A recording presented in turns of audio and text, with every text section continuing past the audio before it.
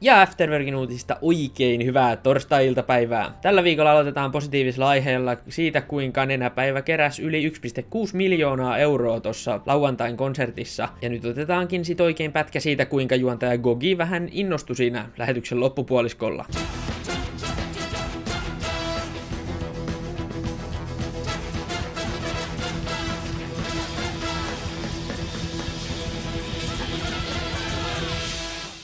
Ja kuten tosta huomattiin, niin oikein loistavasti meni kyllä Gogin ensimmäinen Nenäpäivä-lähetys, ja tästä kiitinkin kaveria sit Instagramissa vielä. Ja hyvä muistaa, että keräyshän jatkuu siis joulukuun loppuun asti, eli mobiilepeillä 22123 voitte lahjoittaa vielä jälkeenpäinkin Nenäpäivään oikein hyvään tarkoitukseen menevät rahat.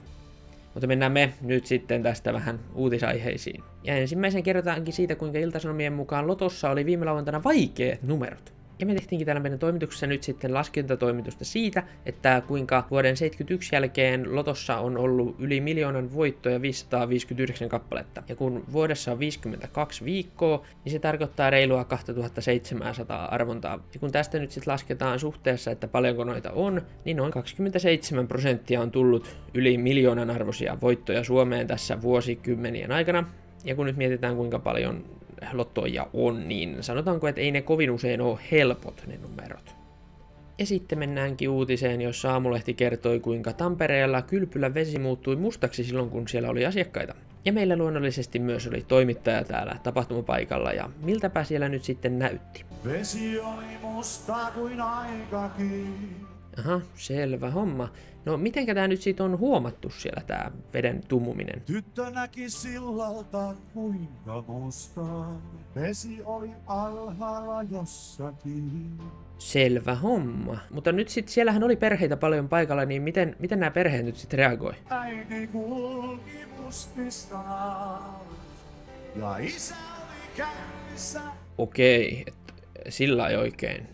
Selvä homma, joo, okei. Tämmönen mielenkiintoinen. Mut siellä nyt sit on hyvitelty ihmisille tätä, niin miten nyt tätä hyvittelyä on sit tehty? Pappikin sai Okei, no niin, se onkin hieno juttu. Ja miten nyt henkilökunta sitten reagoi tähän, että minkälaisia reaktioita sieltä? toiset lähtee puuhun ja toiset ruotsiin. Aha, että vähän niinku velvollisuuksia väisteltäisiin, selvä homma. Mitäs itse nyt sitten toimittajana, miten reagoit? Minä panin ikkunaan. Selvä homma, kiitos toimittajalle Hectorille sinne, kiitos, mennään eteenpäin.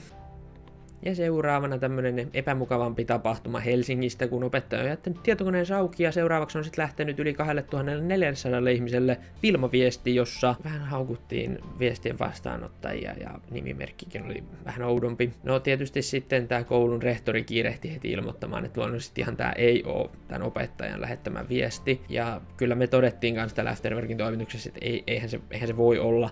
Että vähintään se on sitten joku tyhmä teknisen työn opettaja tai sitten oppilas, koska siellähän oli se nimimerkki kirjoitettu ihan pienellä kirjaimella, että kyllä eri nimet kuuluu kirjoittaa isolla alkukirjaimella. Ja kaukana on nyt vissiin jo ne ajat, kun itse olen kouluun mennyt ja siellä se isoin pahe oli se, kun otettiin opettajan hiirestä pallo pois. Ja nyt nämä Vegenössä pullamössä hakkerit sitten menee jos jonkunnäköisiin järjestelmiin ilman lupia, niin ei tää ihan hirveän hyvältä näytä, että sentään Helsingissäkin laittavat nyt sit avokouluihin seinät. Ja pysytellään tietoteknisissä aiheissa, kerrotaan kuinka Aleksanteri Kivimäki ei saa tietokonetta auki. Ja Aleksanteri, kerropas nyt sitten, että sunhan piti olla tosi taitava tietokoneiden kanssa, niin mites nyt ei lähettää tietokone päälle? En väittäisi olevani taitava. Niin varmasti joo. No, mutta siellä kerrottiin, että joku olisi ottanut johdon tästä sun koneesta siirretti, niin miltäs tää tuntuu sun mielestä? Minkälainen juttu tää oli? No onhan se tosi keljoa. No niin, kiitos Aleksanterille tai kuka ikinä oletkaan. Mut mennään seuraavaan uutiseen. Kun Seiskassa toimittajan kommentti Aku Hirviniemen törkyviestistä, että mihin unohtui Me Too. Ja me ei nyt tietenkään oteta tähän case Hirviniemeen mitään kantaa, koska ei ole sen arvosta, mutta se olisi tarkentavaa Seiskalle, että minkä ihmeen takia te laitatte toimittajatittelillä Panu Hörkön. Siis paparatsi Panu Hörkkö sai nyt sitten jonkun yhtäkkisen ylennyksen toimittajaksi.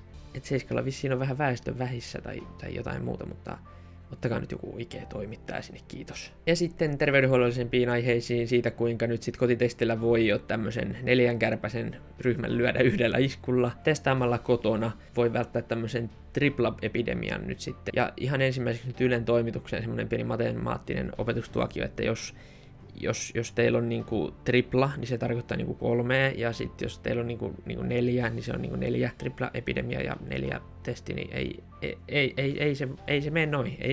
Se ei toimi, kuulkaas.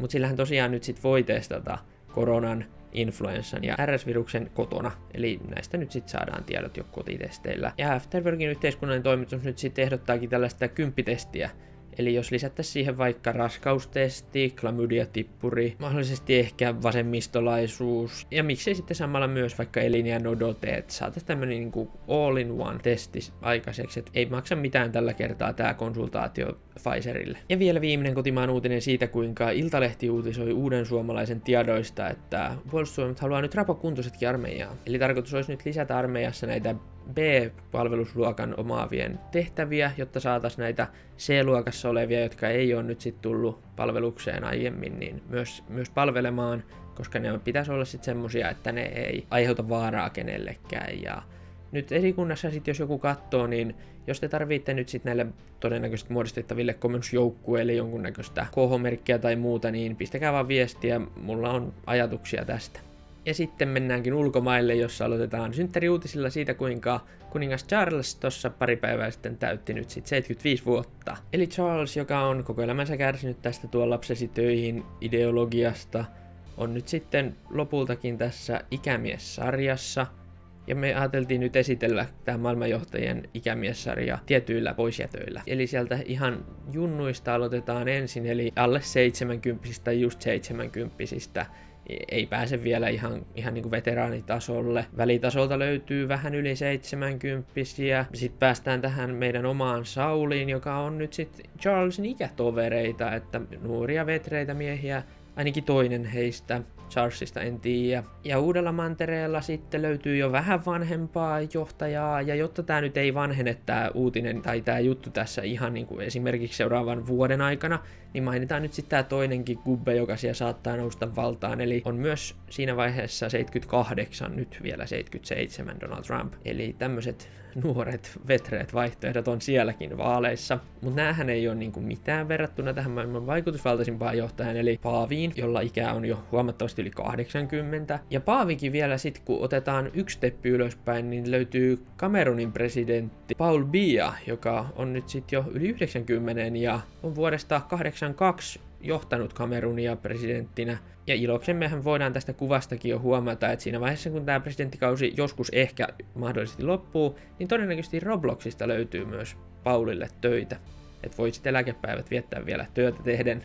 Ja toisessa uutisessa pysytään vielä siellä Trump-maailmassa, eli Donald Trump Jr. nyt sitten ilmaisi mielipiteensä oikeudenkäyntien aikana siitä, kuinka hän vaan luotti, että heidän kirjanpitäjät tekee kirjanpidon. Eli Don Jr., joka tässä näyttää isällensä innokkaana, kuinka hän osaa laskea jo melkein 5 sormilla, on nyt sitten luottanut mielestänsä liikaa siihen, että hänen perheensä talousrikokset ei niinku tapahtuisi, jos heidän kirjanpitäjänsä osaisi hommansa. Ja voin kertoa nyt ihan tällainen Suomen ammattikorkeatasolla melkein koko taloushallinnon opintojakson käyneenä, niin ei ne osaa, eikä kannata luottaa, että ne osaisi. Vaikka olisit vaan businessman, kyllä sunkin nyt täytyy jotain osata. Ja vielä viimeinen ulkomaan uutinen siitä, kuinka nyt sitten Euroviisujen uusi slogan tyrmistyttää suorastaan. Ja tää sloganhan nyt sitten on United by Music. Jollekin ei vaikuta välttämättä ihan uudelta jutulta, ja johtuu siitä, että se oli jo viime vuonna se sama, mutta uutuus tässä nyt on se, että tätä ei enää tulla vaihtamaan niin kuin aikaisemmin. Että nyt loppui sitten se kikkailu niillä nimillä, vaikka Afterworkin toimitus olisi kyllä vahvasti vaatinut, että tämän vuoden slogan olisi pitänyt olla vielä One for ABBA.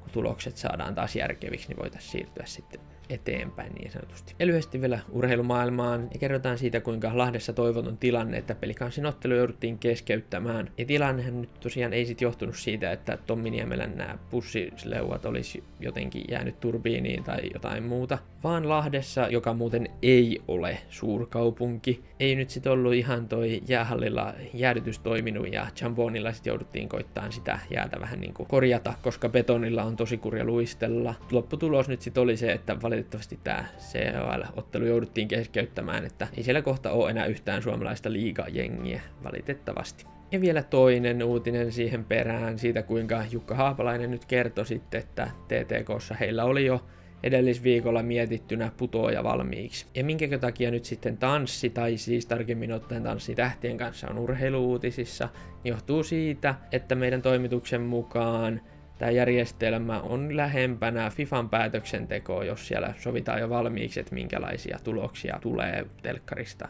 ohjelmassa, jossa kuitenkin pitäisi niin kuin äänestää yleisön. Et ihan tuttuja fiiliksiä herättää kyllä tää. Ja vielä sääuutinen siitä, kuinka yksi kuva näyttää nyt sitten totuuden lokakuusta. Ja tässä kuvassahan nyt sitten tosiaan näytetään, kuinka lokakuu oli mittaushistorian kuumin, paitsi et ei Suomessa, vaan Suomessa se oli kylmempi. Eli kuten tätä kuvaa nyt kun katsotaan tarkemmin, niin ei tää nyt ihan tasan mennä allekarkit tämän ilmaston lämpenemisen kanssa, että siinä missä kaikilla muilla vaan pysyy lämmöt vielä lokakuussakin, niin Suomi ja Chile palelee. Et mun mielestä tästä pitäisi nyt sitten laittaa tää kuva tonne itärajalle, että älkää nyt tänne tulko herranjestas, että täällä on vaan kylmä. Ja näin on saatu pakettiin taas Afterworkin uutiset tältä torstailta ja toivottavasti ensi viikolla palataan yhtä mielenkiintoisten aiheiden parissa. Nyt meiltä näkemiin.